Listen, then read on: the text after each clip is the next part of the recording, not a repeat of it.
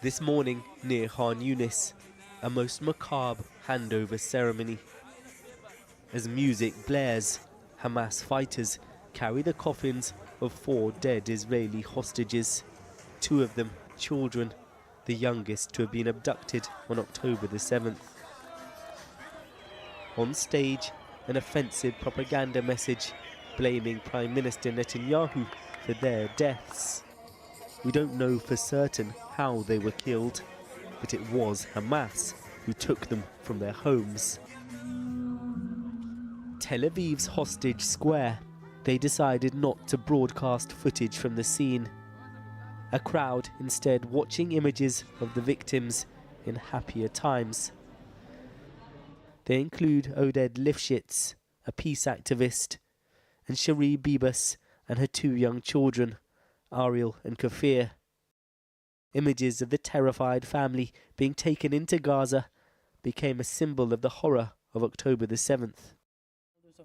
Shortly after the attacks, we spoke to Cherie's sister-in-law. I'm a mother of a 1-year-old baby, and every time I lift him up, I think about the baby. She went there without diapers, without food, without pacifier, without clothes, without anything. I don't know how she's taking care of him. The children's father, Yarden, was released alive by Hamas earlier this month. His trauma etched onto his face. The return of his family's bodies today, a moment of national mourning. It's not just 4 people, it's more than that. It's the sense of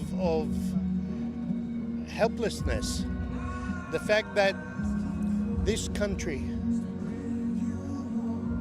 could not bring back these people alive. For the Israeli Prime Minister, though, today was a moment to promise vengeance, even as talks on extending the ceasefire and hostage release deal are underway.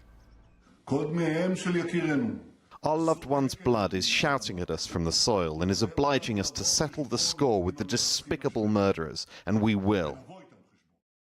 In Gaza, where so much has already been destroyed, Palestinians face their own bitter homecomings. Amidst the rubble, Khalid and his family are searching for the bodies of 3 of his sons, the youngest just a toddler. We have to dig through this pile, he says, but we need equipment and we don't know what to do. His sons and his wife were killed in an Israeli strike. They buried them temporarily by the house, then fled, but returned to find their home in ruins.